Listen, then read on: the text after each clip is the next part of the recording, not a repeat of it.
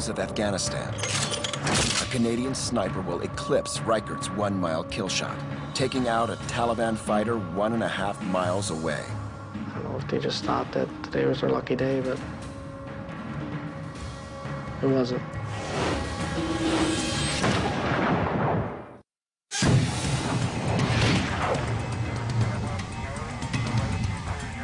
The Macmillan TAC-50 long-range sniper rifle.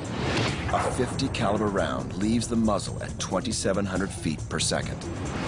A combination of power and accuracy, the TAC-50 is capable of taking out a vehicle 20 football fields away. The very first time I fired the TAC-50 was an awakening to know that there's something out there with that much power. How would I describe it? Probably an enemy's worst nightmare. The sniper, Rob Furlong, longest kill shot in history, 1.5 miles. March 2002. U.S. forces launch Operation Anaconda. The mission, destroy Al-Qaeda and Taliban forces in the Shah-e-Kot Valley.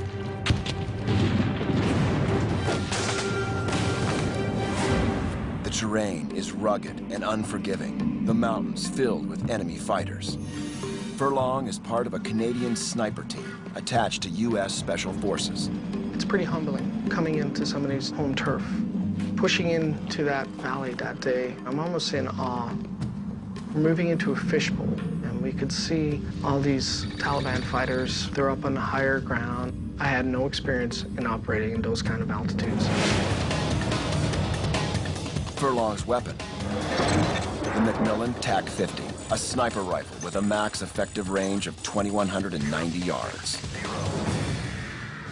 The very first target we engaged was 1,500 meters. That was the closest target we would engage during Operation Anaconda. We want to be close enough to target that we can guarantee one shot, one kill. But when you're shooting at a human-sized target at 1,500 meters, there's so many variables to take into place. Furlong works at elevations as high as 10,000 feet. The extreme altitude has a dramatic effect on long-range shots. Every 1,000 feet you go up, it's a whole new set of equations. Because the air's getting thinner. So therefore your muzzle velocities are increasing, your time of flight is actually shorter from the distance further down. Winds played a huge factor with our hit ratio. Not a lot of one-round hits. Reason being is we're dealing with, at times I remember, at least 3 crosswinds. And you wait for that perfect moment. It's great if I can get the winds to die out, but how many times does 3 crosswinds die out? They don't.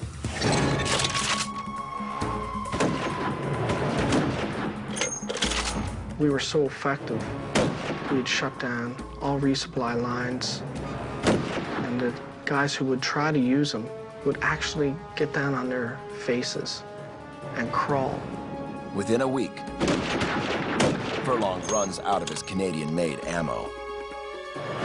We had somebody offer us American-made ammunition.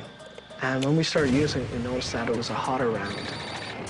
We're getting a lot longer distances out of this round. You know, whether that round was a lighter round, whether it was a faster burning propellant, I don't know. Every shot that we made was new for us. Whether the U.S. rounds are more aerodynamic or simply have a faster burning propellant, the results are dramatic. Furlong and his team take out enemy targets more than a mile away, but his longest shot is yet to come. The Shah-e-Kot Valley, mean altitude 9,000 feet. When somebody's walking on a river valley floor, I'm up at 8,500 feet. I'm looking down. It's almost like being on the clouds, looking at someone. We had observed a 3-man Taliban team, and one of them had an RPK, which is 7.62 machine gun on shoulder. And it was decided that we would engage the Taliban fighter with the RPK on his shoulder. My partner lasers the target, gives me the distance. He starts to give me bearing, wind direction. It's everything I'm using to enter in data into my scope, or in this case, what am I going to do to be able to reach that range. You're talking about a 1.5 mile distance, and they're looking for a man-sized target on the side of a mountain. Now, that in itself is quite a feat to actually find that guy in the first place. Furlong looks for any way to get more distance on his shot. He resorts to an old sniper trick. It was a very warm day. We had our ammo laid out in the sun. Anything to increase range. It's not going to make a huge difference, but it will make a little difference for how propellant acts. A faster burn, allowing the round to travel slightly further. Because of the extreme angle and the distance, Furlong uses the ambush method, leading the target or allowing it to walk into the path of the bullet.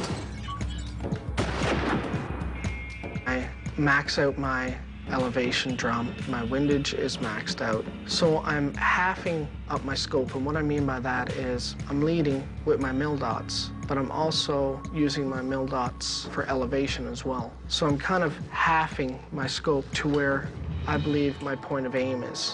When you have a scope, usually this is what everybody's thinking about for a point of aim. If I'm leading a target and I have a target walking from right to left, he's walking and I'm waiting for him to hit this point right here. Once that target is at my point of aim, that's when the shot's released. That's an ambush. You're not releasing on the crosshairs. You're released, this is what you're using for a point of aim, and that's 1 mil. Basically, with a 4 mil lead and a 4 mil for elevation, your point of aim roughly would be in this area. Furlong aims 4 mils, or roughly 15 feet above, and approximately 4 mils, or 15 feet to the left of his target. These holds compensate for bullet drop, wind, and spin drift.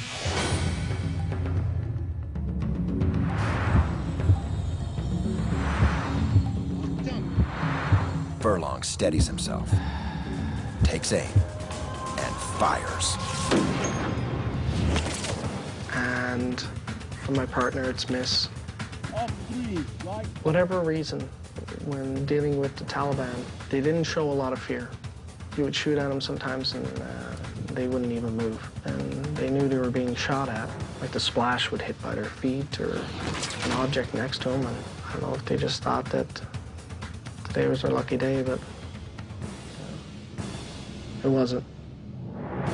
Furlong's spotter follows the vapor trail or swirl of the bullet on his first shot, then observes the splash or dirt kicked up by the round as it hits the ground.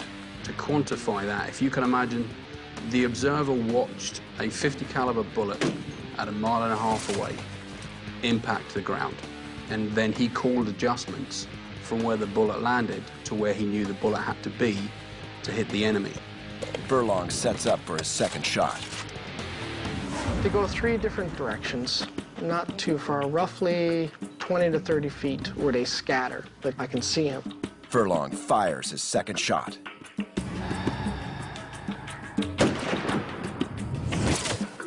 He misses, hitting the Taliban soldier's backpack. Between the second and third, there was no correction needed. I knew exactly what had to happen, and I wanted to get that third shot downrange. 1.5 miles separate Furlong and his target. He fires. Furlong's round leaves the rifle at 2,700 feet per second. Time of flight, 4 seconds.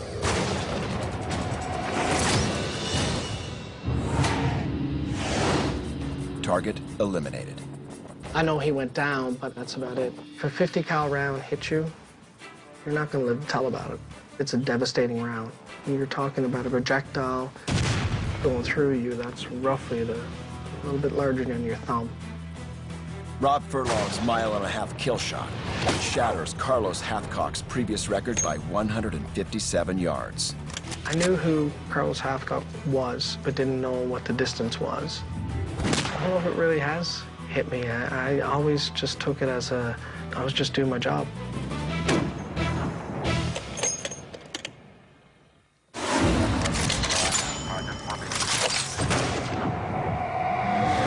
Rob Furlong's record still stands today, but high in the mountains of Arizona, an ex-Navy SEAL tries to duplicate his shot from 1.5 miles.